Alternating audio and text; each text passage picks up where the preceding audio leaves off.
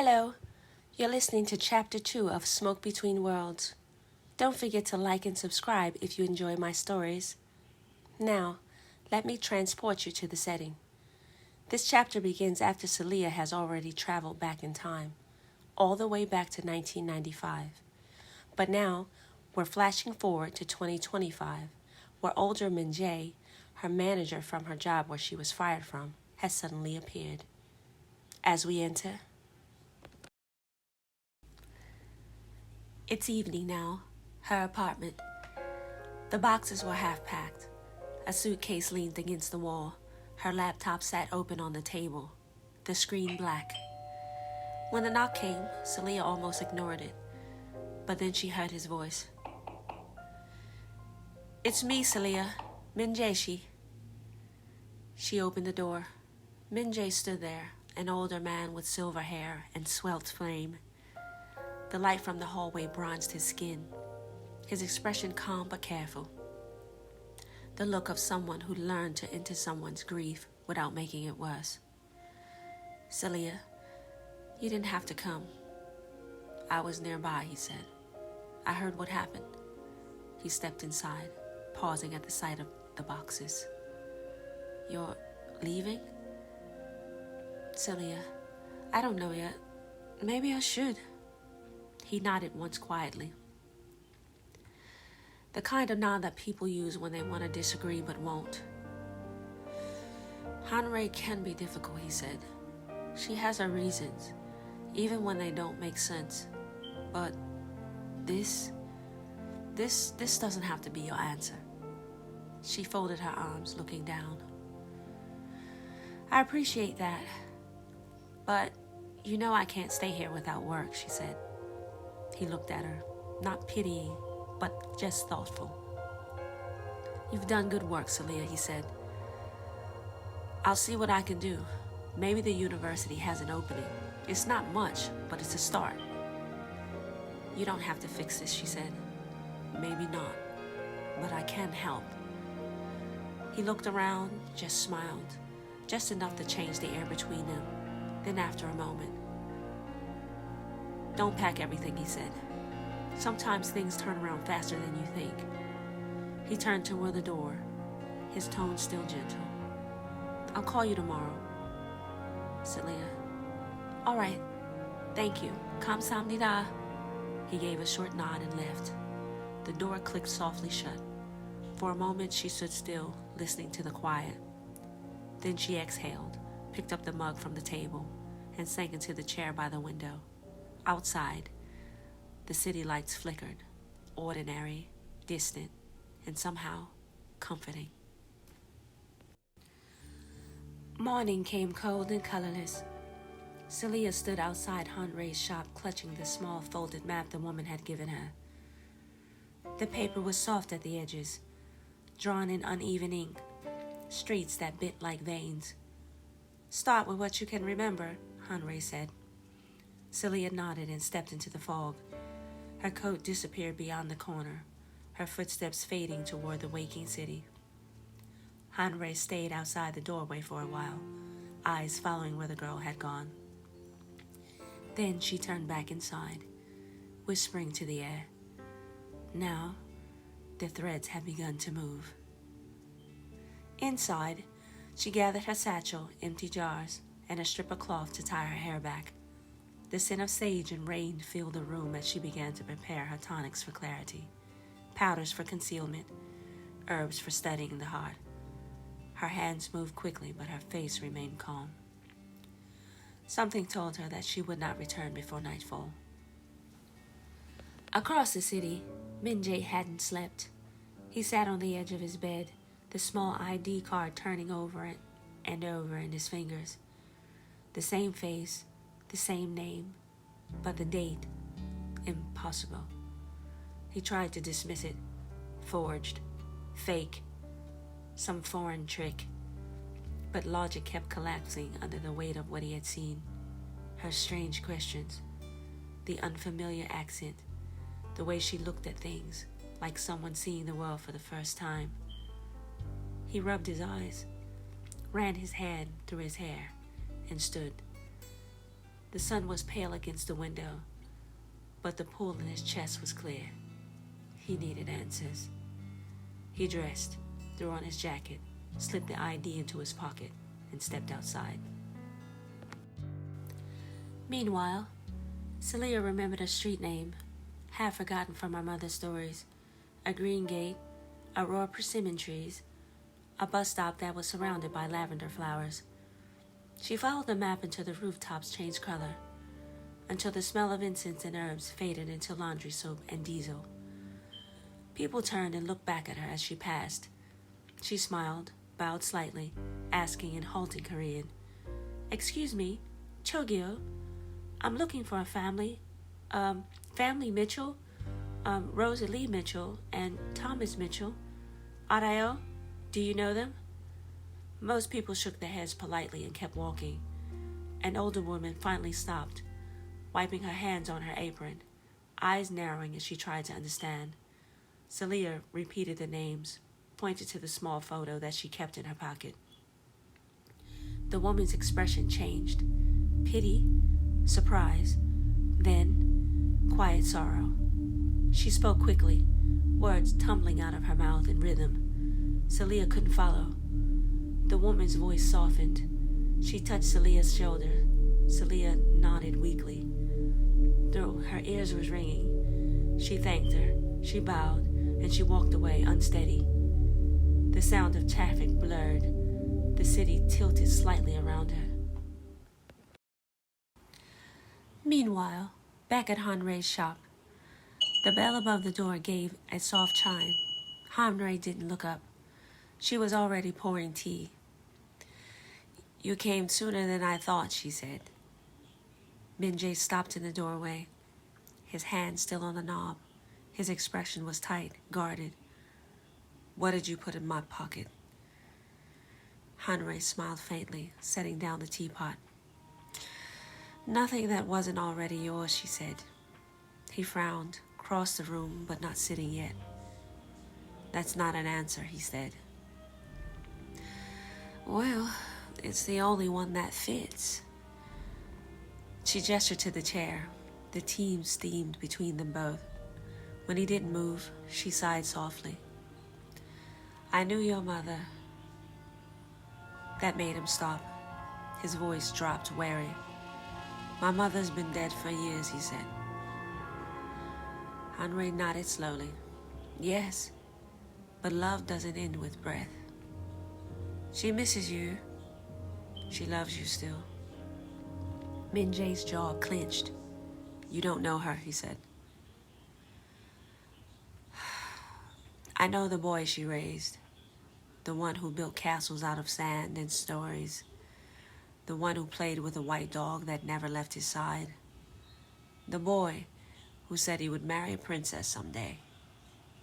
His breath caught. Something in her tone made the air feel heavier. "You lived on your own for so long, Minjae. In your own world, you feared the noise of others. But your heart, the one you buried deep within, it's awake again. You just don't recognize the sound." He finally sat down, his gaze fixed on the steam rising between them. "I don't believe in that kind of thing," he muttered. Hanrei poured the tea, her movements calm, knowing. "Belief isn't required, only honesty." Her eyes lifted to his, deep, patient, unblinking. "Tell me, what do you feel when you think of her?" Minjae's mouth opened, but before he could answer, the door burst open. The bell trembled. Selah stood in the doorway, eyes red and tears streaming down her face, breath shaking. By the time she reached the shop again, she could barely breathe. She pushed the door open. She didn't even notice Minjae sitting at the table as she burst in clumsily. Hanrei looked up from the counter. Minjae stood as she entered. Selah's voice broke into pieces. They're gone. They're gone, she gasped. My parents, they're gone. Her knees buckled. Hanrei crossed the room in 2 steps, catching her before she hit the floor. Shh, she whispered, stroking Selia's hair. Lie down, my child. The truth is never what it seems at first. But Selah didn't hear. She was lost somewhere inside of her own sound of her crying. Hanrei covered her with the woven blanket and stood there for a long moment, her eyes distant, her lips moving in a language older than either of them. And Hanrei brushed the tears from Selia's cheeks with the gentleness of someone who had done it 100 times before. Calm yourself now, she whispered. Breathe, child. You will see the truth soon enough.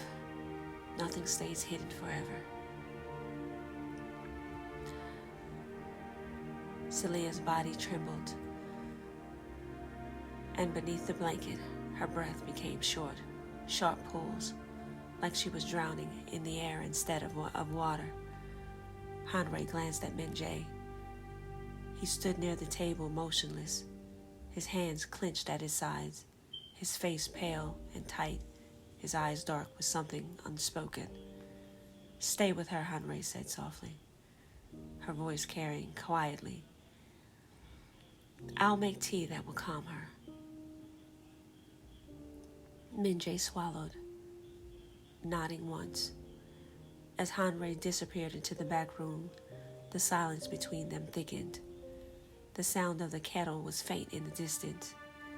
Selah turned slightly, her voice fragile. I thought they were still alive. I thought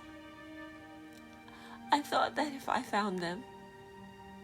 No, this is my fault. It's because I changed their fate. Me being here, I changed it. It's my fault. Now, I've lost everything. Her sentence dissolved into sobs. Minjae lowered himself slowly, kneeling beside her on the floor. For a long moment he didn't speak. He just watched her, his chest rising unevenly. When he finally did, his voice was quiet, uncertain. Selah, don't decide yet. We don't know for sure. She looked at him through blurred eyes. He hesitated. Then in Korean, his tone changed, lower, steadier, a tremor of emotion beneath it. 아직 확실하지 않아. 내일 다시 It's not 가보자. certain yet. Let's go back tomorrow. Yeah? Selah blinked, trying to process his words. He switched briefly from English to Korean, from Korean to English, his voice tight with reason, as though trying to explain it to himself, really. There could be a mistake. Yeah, this is a misunderstanding. Maybe the words didn't translate right. You don't know for sure what was said. So just, yeah, it could be a mistake. Then again in Korean, softer this time, almost to himself. 언어가 다르면 마음도 오해할 수 있어. When the language is different, even the heart can be misunderstood. Celia's lips trembled, her tears slowing. She didn't answer, but she didn't turn away either. Minjae exhaled, running his hand through his hair, the sound of the kettle whistling in the background. 괜찮아요. 제가 같이 갈게요. It's okay. I'll go with you, he said softly. He reached for the blanket, tucking it around her shoulders, his movements awkward but sincere. From the doorway, Hanrei watched him quietly, the tray still in her hands, steam curling from the pot. A smile touched her lips. Her voice was low and clear. Good. It seems the tea has already done its work. Very good. She stepped forward, setting the tray on the floor beside them. Minjae, she said, pouring the tea. Stay with her tonight if you can. She'll need a steady presence. He didn't look up. He only nodded once, eyes still fixed on Selah. Hanrei stood, her gaze moving between them, the first threads of her plan weaving into place. In the silence that followed, the world outside the shop seemed to hold its breath. The tea steamed softly in the stillness. Selah's breath had slowed. Minjae's voice had faded into a low murmur beside her. Hanrei watched them for the last moment. Then she turned toward the door. As she headed for the door, pulling the coat around her shoulders, the air had shifted, cooler, touched by the hour between light and dark. Her assistant appeared in the doorway, hesitant. "Song-sing-님, 어디 가세요? Teacher, where are you going?" Hanrei fastened her last buttons of her coat. "The herb I need to be harvested must be done so before the crescent moon," she said. "I must pick it myself. It is rare and a particular herb. I must find it." The assistant tilted her head. "Song-sing-님, which one?" Hanrei smiled faintly. "The kind that listens to the heart. The one that they used to call the herb of love." She opened the door to the shop. The bell gave its soft metallic chime. Outside, the evening light burned gold on the horizon. Softly to herself, she said, "Just in case destiny decides to cooperate this time." And then she disappeared into the evening breeze. The door closed behind her, but inside, Minjae sat beside Selah, silent and unmoving, as the last traces of sunlight curled through the steam of the untouched tea. The night stretched long. Selah drifted in and out of sleep, her breath finally steady beneath the blanket. The smell of the tea and herbs hung faintly in the air, mixed with the low hum of the street beyond the window. Minjae hadn't moved for hours. He sat cross-legged on the floor beside Selah, elbows resting on his knees, watching the steam fade from the cups. Every few minutes, Selah stirred, whispering fragments of names, half dreaming, half calling. Each time he looked up, almost answering, but the words never came. When the morning came, the light crept in soft and gray, slipping across the wooden floor. Selah blinked awake, disoriented, her voice small. Did I fall asleep here?" Minjae nodded, his voice hoarse from silence. "Yeah, you cried yourself to sleep." She turned away embarrassed. I'm sorry. I didn't mean..." He interrupted gently, shaking his head. "Don't apologize." Then, quieter. "You shouldn't believe everything you hear right away." Selah frowned, still groggy. What do you mean?" He stood, stretching stiffly, avoiding her eyes.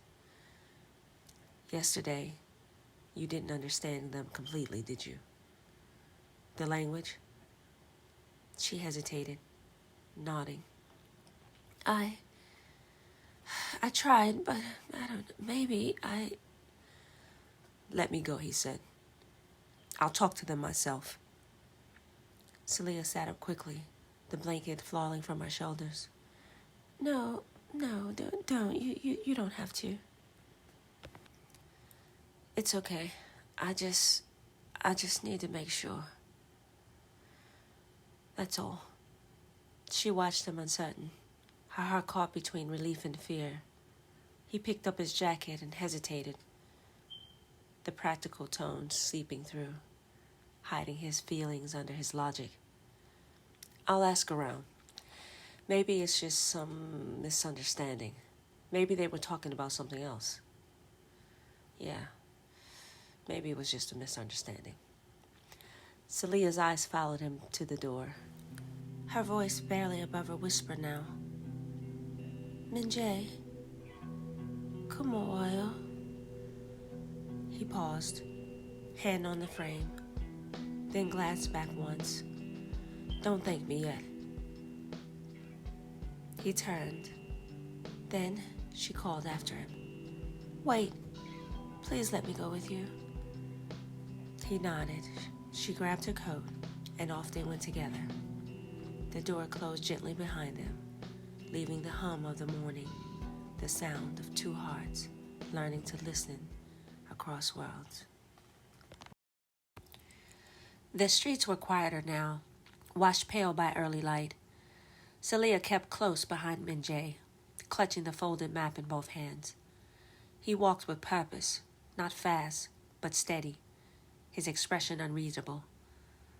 It should be somewhere around here, he said. Selah nodded, eyes darting between the map and the narrow streets. Laundry hung like flags of ordinary life, a reminder that somewhere, maybe just a corner away, someone was living the story she came to find. When they reached the house with the green gate, Minjae hesitated. He looked at her, just a glance, before stepping forward and knocking. Selah said softly, This is it, I think. A pause. Then the door opened. The same woman from before appeared, apron-tied, face more alert this time. Ah, the girl from yesterday. Selah bowed slightly, her heart already thudding. Minjae stepped forward, his voice calm but firm. About the accident you mentioned yesterday. Could you explain again, please? The woman frowned, thinking. She started to speak slow and clear, her hands moving as she described something smaller, lower to the ground. Selah's eyes flickered between them, confusion deepening. Finally, Minjae turned to her. It wasn't your parents, he said softly. She said it was just two dogs, the family dogs. They were in the road when the truck came. Selah blinked.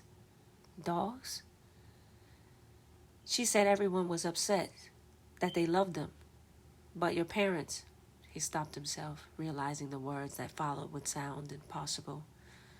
They're fine, Selah. They're away. They've been at the community fair all week. She said they're helping with a performance tomorrow, something the children are putting on. Selah stared past him, her face emptying of sound and color. The woman continued talking, her tone warm now, a bit regretful. Minjae translated quietly. They're kind people, she said. Everyone here loves them. She said the community plans to dedicate tomorrow's performance to your mother, Rosalie, to thank her for all she's done. Selah's lips parted. Rosalie? She whispered. My mom? Minjae nodded. Tomorrow. They'll be there. They walked in silence. The sun hung low, the sky heavy with the gentle quiet that follows after confusion. Selah's steps were slow, her fingers tracing the edge of the map.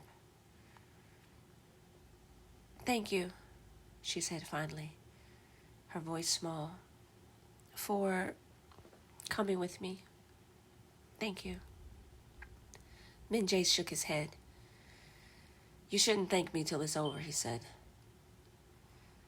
Well, I know I want to go to the fair tomorrow, she said. I'll take Hanrei with me. Maybe it's best I go with her. I know this has been a lot of trouble for just a coffee order. He stopped walking, looked at her, really looked. I'll see it through, he said simply. It's not any trouble. She smiled, faint and unsure, but this time he didn't look away. The next day, the air was soft and heavy with the scent of the rain that never came. Minjae waited by the gate before he entered, adjusting the cuff of his sleeve, trying to ignore the tightness in his chest.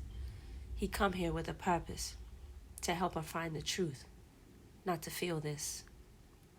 Then she stepped out.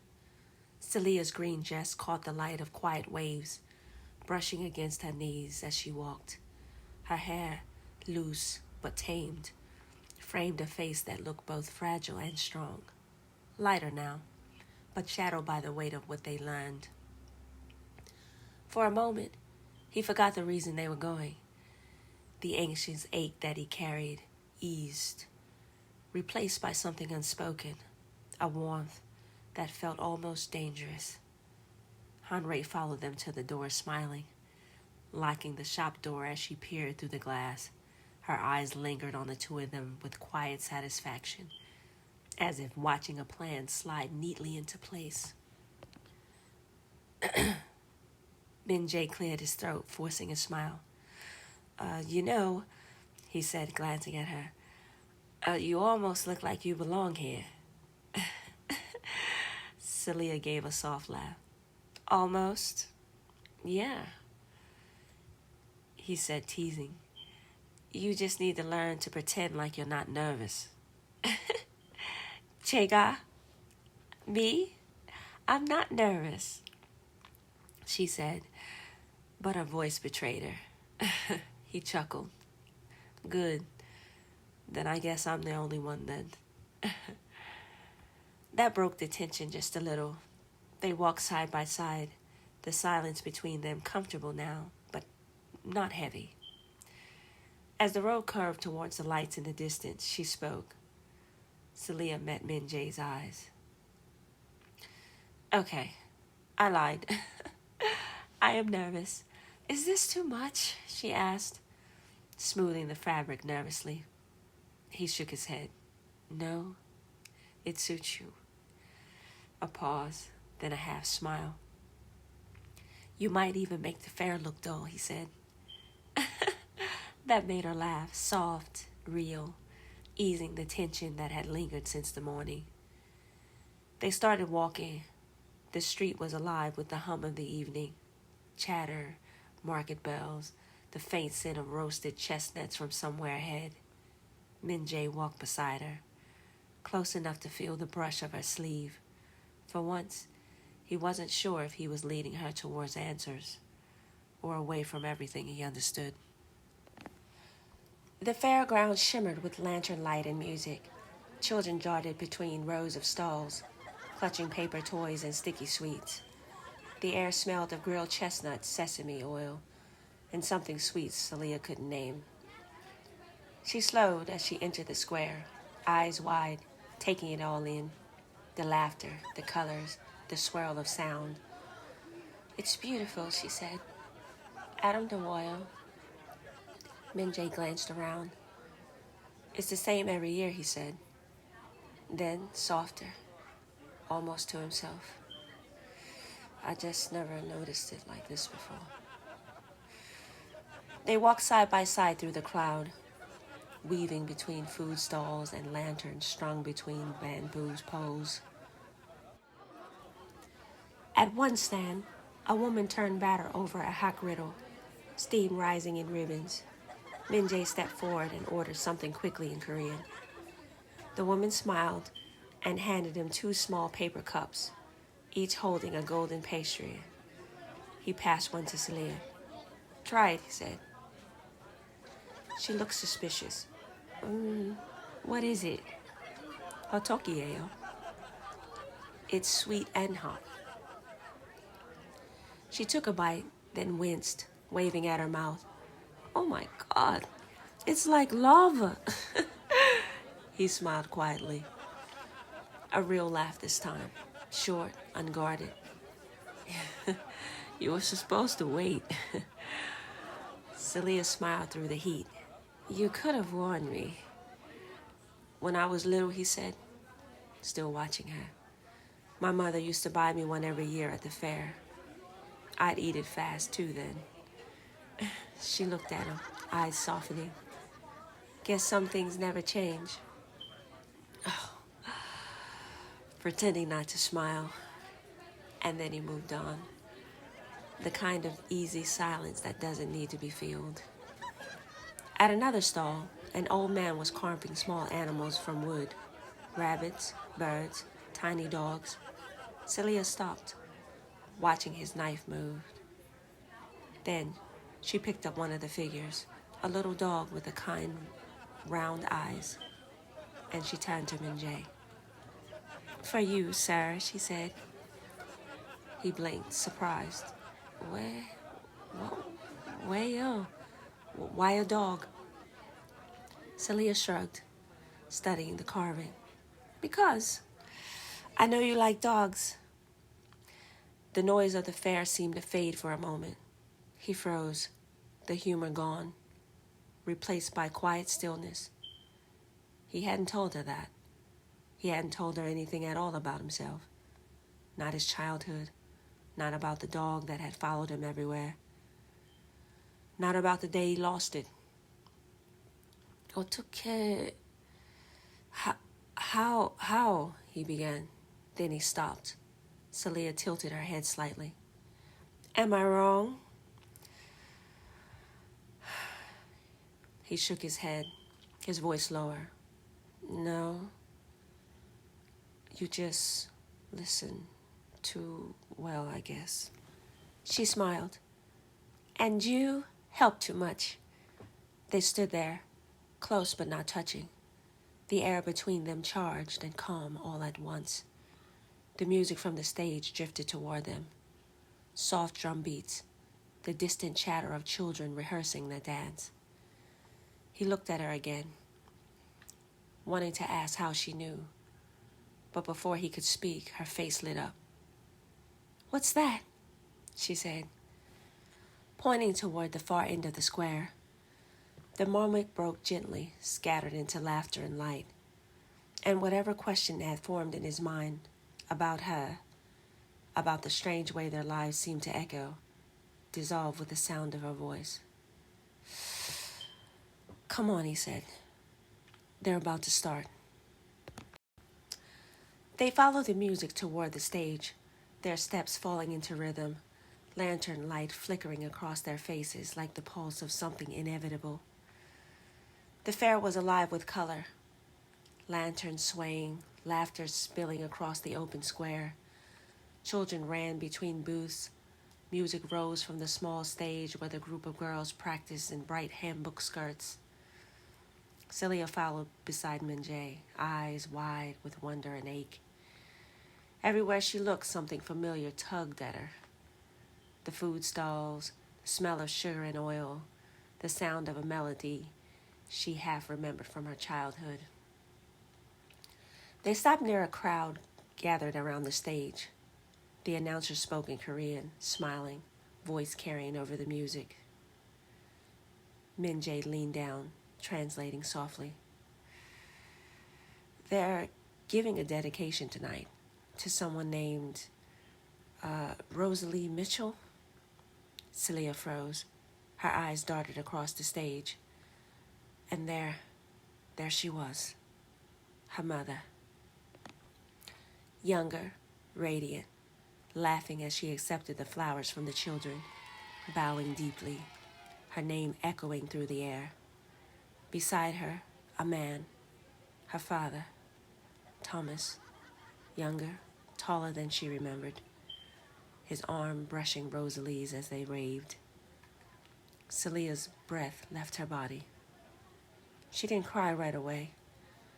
The tears just slid down silently, one after another, as she stared, the sound fading, the lights blurring. Minjae said nothing.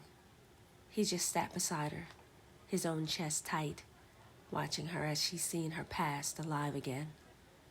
The crowd clapped, the music swelled, and the children's song of thanks and hope surrounded them.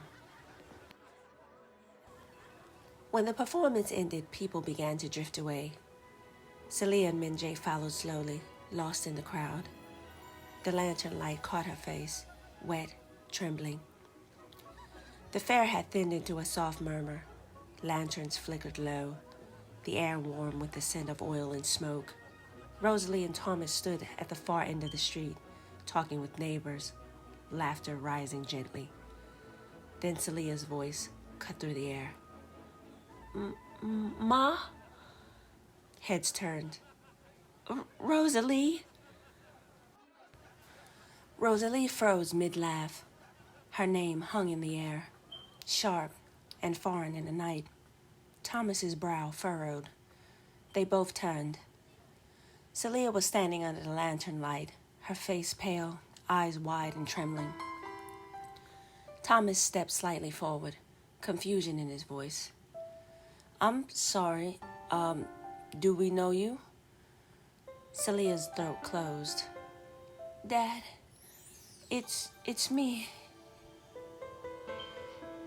He shook his head. No, we don't have a daughter yet." Minjae froze behind her. His mind flickered, not at the words, but at the way Rosalie's face changed the moment she saw Selah. Rosalie lifted her hand, gently touching her husband's arm, stopping him from saying more. Her eyes, soft and searching, never left Selah's face. Then, Selah reached into her pocket, fingers trembling. She pulled out the small gold ring, aged, but polished from the years of touch. Her voice barely a whisper. "Ma, do you recognize this?" Rosalie's eyes widened. Thomas took a step closer. Selah held out the ring in her palm, the same ring Thomas wore on his hand, the one catching the light now as he looked down at it. On the inside, the faint engraving glimmered under the lantern glow. The letters OLW, CW, PAL. Rosalie's lips parted. She read it aloud, trembling. "Our line will continue with passion and love." Her voice broke on the last word. Thomas looked between them, the ring in Selah's hand, the same ring on his finger. Minjae didn't move. He couldn't. For a heartbeat, time seemed to fold on itself. Mother and daughter, past and future, standing in the same breath of night. If you're interested in seeing what happens to Selah and her parents, check out Chapter 3, The Weight of Truth. See you there.